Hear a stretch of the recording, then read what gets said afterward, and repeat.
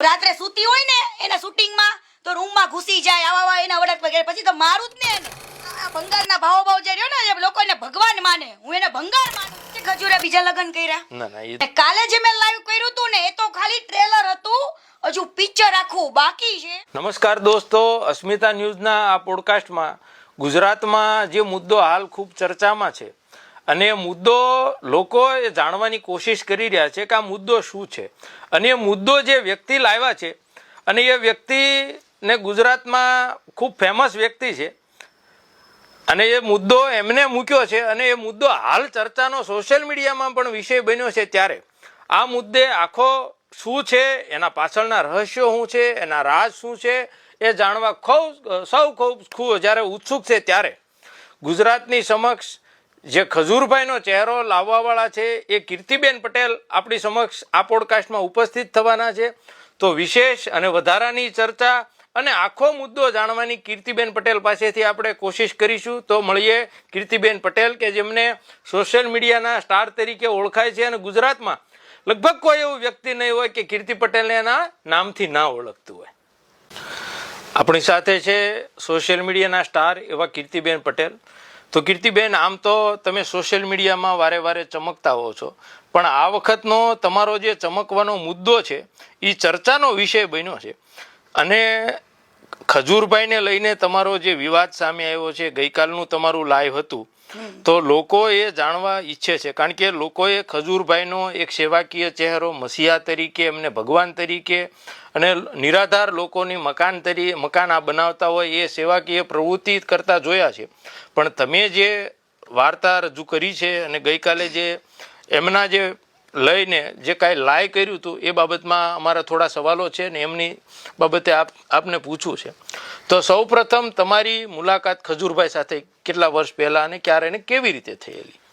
5 વર્ષ પહેલા મારી શરૂઆત થઈ હતી એમને મળવાની. હું ટિકટોક ઉપર ફેમસ થયેલી ત્યાર વખતે એમને મારો કોન્ટેક્ટ કર્યો હતો અને એમને મારી લેંગ્વેજ ગમતી હતી, કાઠિયાવાડી લેંગ્વેજ, કે આપણા સાથે કામ કરશે અને આ લેંગ્વેજ સાથે આવશે તો લોકોને વધારે ગમશે, એટલે મને એમને લોકોએ હાયર કરી હતી અને મારી સાથે 9 વિડીયોના સિરીઝ બનાવવાની નક્કી કરી હતી. સ્કૂલના હતા, પોલીસના હતા, એ બધા જ બરાબર. મેં એમની સાથે કામ પણ કર્યું.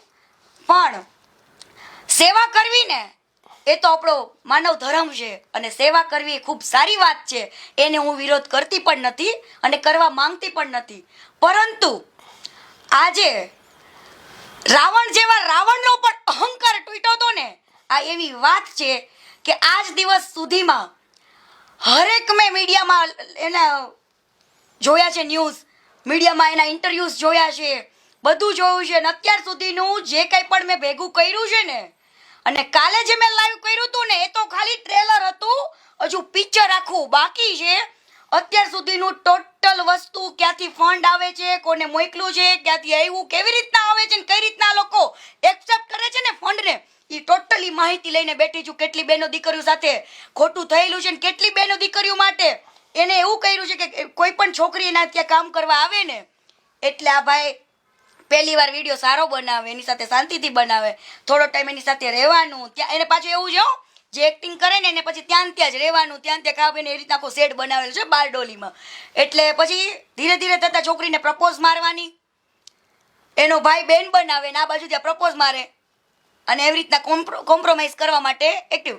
પણ ઘણી બધી છોકરીઓ મજબૂરીના નામે બિચારી કરતી હશે ને ઘણી બધી છોકરીઓ મારા કોન્ટેક્ટમાં પણ અત્યારે આવી છે. મેં અવાજ ઉઠાવીને એ લોકોએ હિંમત કરી છે અને બધી જ છોકરીઓ સામે આવશે. એ વેટ એન્ડ વોચ, બરાબર. આ જ વસ્તુ એ છોકરીઓ સાથે બની ને હવે મજબૂરીના નાતે ઘણી છોકરીઓ હોય બિચારી કે આની વાતમાં આવી જતી હોય, ફેમસ થવું હોય ઘણી બધી છોકરીઓ, પણ કીર્તિ પટેલને ફેમસ થવાનો શોખ નહોતો. પણ એને જ્યારે મારી સાથે આ વર્તન કર્યું, મારી સાથે આવું કર્યું, ત્યારે મને એવું લાગ્યું કે સાલું મેં એને એવું કીધું કે હું તારી સાથે કામ કરવા આવી છું, તું જેવો ફેમસ છું ને એવી જ ફેમસ આ કીર્તિ પટેલ પણ છે. કીર્તિ પટેલને કોઈ કોમ્પ્રોમાઇઝની જરૂર આજે નથી ને કાલે નથી. મને કોઈ એવો ફેમસ થવાનો શોખ કે હિરોઈન બનવાનો શોખ નથી, કેમ કે ત્યારે મારું પહેલું જ શૂટિંગ હતું યુટ્યુબ ચેનલનું. યુટ્યુબનો યુ મને નતો આવડતો, મને નથી ખબર એક્ટિંગ એટલે શું, હું મારી દુનિયામાં મોજમાં હતી. પરંતુ એની સાથે મેં ઘણું બધું વર્ક કર્યું. ધીરે ધીરે મને ખબર પડી કે આના જે મારા તરફના જે વર્તન છે ને ગલત હતું, બરાબર, એને મને પ્રપોઝ માર્યો ને મેં એને 2 થડાકા પણ ઠોકેલા છે ગોવાની અંદર. એને મેં મારેલો પણ છે, બધા વચ્ચે બેઝત પણ કરેલો છે.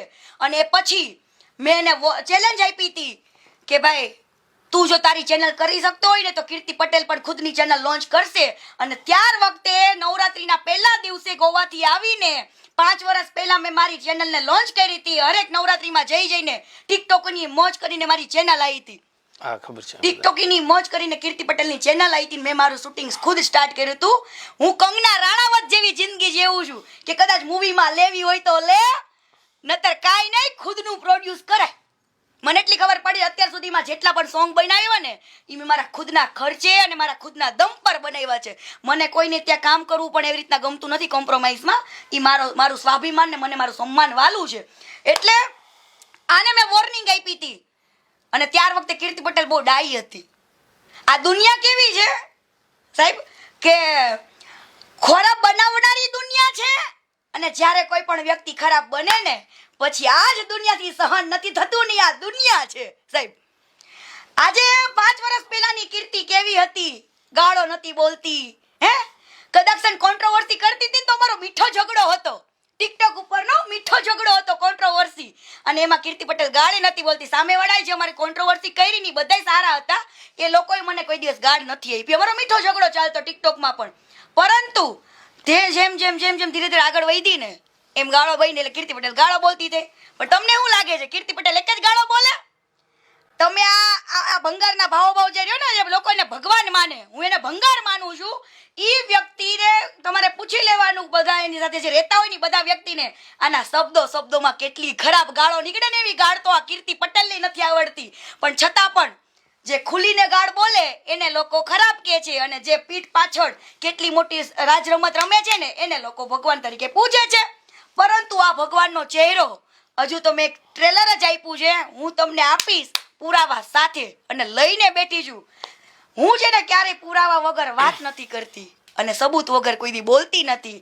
આ કીર્તિ પટેલની કહેવાય ને મારું મેં બહુ દબાવ્યું, છુપાયું. મારા મા બાપને તો કોઈ દિવસ કોઈ એવું કહી શકે કે આને મારા અડપલા કર્યા? મને કોઈ આવી રીતના છેડતી કરી, મને આવી રીતના હું રાત્રે સૂતી હોય ને એના શૂટિંગમાં તો રૂમમાં ઘૂસી જાય, આવા એના વડક વગેરે, પછી તો મારું જ ને એને. બીજી બધી છોકરીઓ કેથી સહન થતું હોય. અને એની સાથે જેટલી છોકરીઓ કામ કરીને ગઈ ને એ બધી અંદર ખાને પૂછી લેવાનું આને આ જ કર્યું છે. ઘણી બધી છોકરીઓ મા બાપને ન કહી શકે, એવું કે તો કામ પર ન આવવા દે. પણ હું તો ખુલ્લીને કેવા વાળી છું. મેં મારા મા બાપને કીધું તું, પણ મારા મા બાપે ત્યારે મને મારા મા બાપ પાસે 3 વાર ગયો. કાજુ કતરીને પેંડા લઈને જાય પાછો મારા બેટો, મારા બાપાએ મને ચૂપ કરાવવા માટે મારા બાપાને, મારા પપ્પાને, મારા ભાઈને બધાને ભોળવા અને મને ચૂપ કરાવી કે ભાઈ કીર્તિને કયો કોઈ આવું બધું કરે નહીં. ત્યારે હું ગાળે ન બોલું, કાંઈ નથી કરતી, પણ છતાં પણ મેં ચેલેન્જ તો આપી હતી કે આ પબ્લિકને ખબર પડી. પણ મારા મા બાપે મને સમાય પણ કીધું કે ભાઈ જવા દે ને. પછી મેં એને કીધું તું ગાળ દઈને કે આજ પછી કોઈ મેં તો જિંદગીમાં મને અનફોલો કરી ને તો જોઈ લે દેખા દેખીનો સંબંધ રાખ્યો તો. કેમ કે અનફોલો કરે તો મારે પબ્લિકને જતાવવું પડે. અનફોલો મને ખજૂર કરે તો મારે પબ્લિકને કહેવું પડે કે મારે કેમ એની યારે સંબંધ બગડ્યો. એ ફોલો એટલા માટે મને રાખેલી હતી કેમ કે પબ્લિકને એ ખબર નહોતી કે આની યારે બગડ્યું છે કે નથી બગડ્યું. પબ્લિક કન્ફ્યુઝનમાં હતી, પણ આજે પબ્લિકનું કન્ફ્યુઝન મેં દૂર કરી દીધું છે. બીજી વસ્તુ કે ખજૂર છે જેને બધા એમ કહે છે, તો તમે વિચારો કે યુટ્યુબની એવી કોઈ મોટી આવક નથી કે જે માણસ એવું કહેતો હોય કે હું આ કરું છું. સેવા કરવી એ બહુ સારી વાત છે, પણ હું કરું છું ને એ અહંકાર બોલે છે. અહંકાર. રાવણ જેવા રાવણને કીધું ને અહંકાર તૂટ્યો તો આ તો માહણા છે. હરેક મીડિયામાં એવું બોલે છે કે હું મારી કમાણીમાંથી 99% વાપરું છું સેવામાં.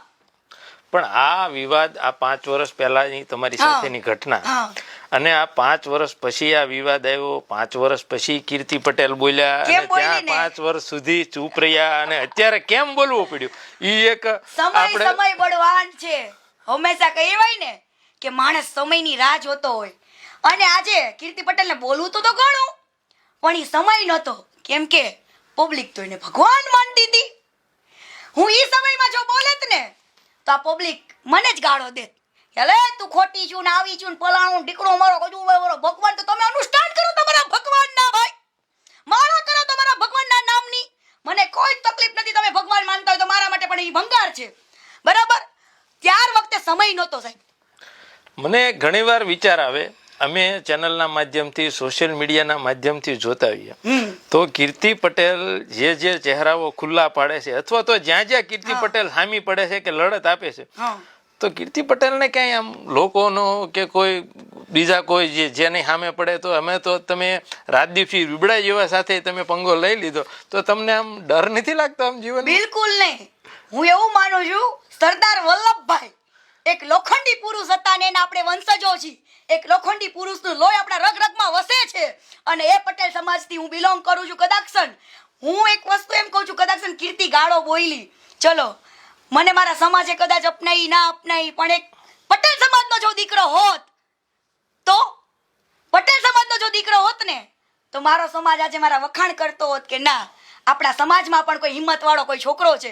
પણ આ જો કાંઈ વાંધો નહીં, મારા ઘરે 5 દીકરીઓ છે ને પપ્પાને એમને, હું 5મી છોકરા ટાઈપ જ રહેવા વાળી છું. છોકરો છું ને પટેલ સમાજ માટે પણ છોકરો છું. કદાચ સમાજ માટે કદાચ મારો સમાજ મને સાથ આપે ને તો એમ કીર્તિ પટેલ જે અત્યારે 2 ડગલા વધે છે ને તું મારા સમાજ માટે મારો જીવ આપી દઈશ દોડીને. સમાજનો સાથ મળ્યો ને સાહેબ તો. પણ આજે વસ્તુ એવી છે કે દુનિયાની સોચ દૂરથી નાણાને ગમે તેવું કહી શકે લોકો, પણ જે પર્સનલ ઓળખતા હોય ને એને જ ખબર પડે કે કીર્તિ પટેલ વ્યક્તિત્વ શું છે. હમણાં ફેસબુકમાં અને બીજે ત્રીજે આપણે જોઈએ છે હા તો એક તો પેલું તેલ વાળું બહુ ચાલ્યું છે, શુદ્ધ ઘાણીનું તેલ. બીજું એક ભાઈ મનીષભાઈ કરીને કોઈ સૌરાષ્ટ્રના વ્યક્તિ છે અને સહજ સિંગ તેલ એમની બ્રાન્ડ છે. અને 5 લીટર મોકલાવું મારા વાલાથી ફેમસ થયા છે. મેં વિડિયો બનાવેલો કે 5 ગાળો મોકલાવું મારા વાલા. એટલે એવી જ રીતે હમણાં ખજૂરભાઈનું પણ અન્નપૂર્ણા સિંગ તેલ આવ્યું હતું અને એ પોતે પણ એક તેલનું બ્રાન્ડિંગ કરતા હતા અને પછી પાછી એ બધી પોસ્ટો ડિલીટ થઈ. તો એમાં તમે શું જાણો છો કે એ આખી ઘટના? એમાં તો હું જે જાણું છું ને એ તો કદાચ આ ગુજરાત જાણતું નથી.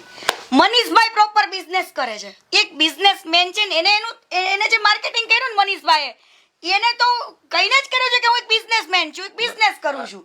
બરાબર, પણ આ વ્યક્તિએ સેવાના નામે માણસને મારી ભાષામાં કહેવાય ને તો બનાવી નાખ્યા. સેવાના નામે એવું કીધું કે અન્નપૂર્ણા બ્રાન્ડ મારી 12 વર્ષ જૂની મારી પોતાની બ્રાન્ડ મારી છે અને આ જે કંઈ પણ ફંડ આવશે, જે કંઈ પણ પૈસા આવશે એ સેવામાં વપરાશે. આજે હું તમને સાહેબ એક વાત કરું કે કોઈ પણ માણસે સેવાના નામે બિઝનેસ ચાલુ કર્યો હોય બરાબર, તો પછી તમારું ટકાવારીનું પ્રોફિટનું એવું કંઈ જોવાનું હોય. સેવા એટલે સેવા થઈ, પછી એમાં બીજી ટકાવારી બીજી કઈ કરતા ના હોય. અન્નપૂર્ણા વાળાએ આને છે ને પાર્ટનરશિપ આપી ખાલી માર્કેટિંગની કે 20% પાર્ટનરશિપ આપી. એટલે છે ને એને ખબર પડી ગઈ ખજૂરને કે આમાં તો પ્રોફિટ જાજુ થયું. ભંગારને ખબર પડી ગઈ કે આમાં પ્રોફિટ વધારે છે. તો એને છે ને પેલા માલિકને એવી વાત કરી કે હવે મને 20% ને મારે 33% જોઈ. હવે પહેલા તો બિચારા આટલું બધું લઈને આટલું બધું માર્કેટિંગમાં ફેલાવો કરી નાખ્યો એની બ્રાન્ડનો અને પછી આડોઅવડો થાય તો ભાઈ એને તો મજા ન હોય બિચારાને, એટલે એને 33% પણ આપ્યા. બરાબર. જે માણસને તમે એમ કહો છો કે મારી બ્રાન્ડ છે, મારે સેવામાં પૈસા નાખું છું, પબ્લિકને સેવાનું કહીને એ રીતે માર્કેટ કરતા વધારે ભાવમાં ડબ્બો વેચે છે ભાઈ. બરાબર. અને ક્યાં ક્યાં પ્રોડક્શન થાય છે ને મારી પાસે છે બાયોડેટા કે અન્નપૂર્ણાનું જે ફેક્ટરી છે ને ત્યાં કણે આ લોકોની ડિમાન્ડ વધી ગઈ હતી. પબ્લિકે બહુ સારો સપોર્ટ આપ્યો, એમાંય ના નહીં, પણ ડિમાન્ડ વધી ગઈ હતી ને એટલે જેને તેની પાસે તેલના ડબ્બા ભરાવતા હતા એ મારી આંખની સામે છે અને દબાવી દેતા હતા. બરાબર. પછી ફાઇનલ અન્નપૂર્ણા વાળા સાથે ડખો ક્યાં થયો? ડખો અહીંથી થયો 33% માંગ્યા, પછી 33% પણ આપ્યા. બરાબર. પછી પાછી નિયત બગડી આની કે હવે જો આ 33% આપતો હોય તો લાઈને હું કહું તો એને એવી વાત કરી કે મારો ભાઈ તરું નહીં તે કે મહેનત કરે છે, અમે 2 ભાઈઓ ગામો ગામ જઈ છીએ બરાબર, આટલી એડવર્ટાઇઝ કરી છે તો મારે 35% ને મારા ભાઈને 35% એમ કરીને 70% આપો. બરાબર. માલિક તો બિચારો ભોળો ભગવાન ના હતો, એને તો બિચારો એમે રાજી થઈ ગયો. પણ એને પછી બેઠકમાં રાત્રે સીએ ને બોલાયો અને મીટિંગ કરી તો સીએ કીધું એમને કે ભાઈ તમે ગાંડા થઈ ગયા છો, આજે તમે 70% આપો તો કાલ 70% જેનો ભાગ હોય ઈ માલિક ગણે કે 30% વાળો ગણે? બરાબર. પછી આખી માલિકી કોની ગણે?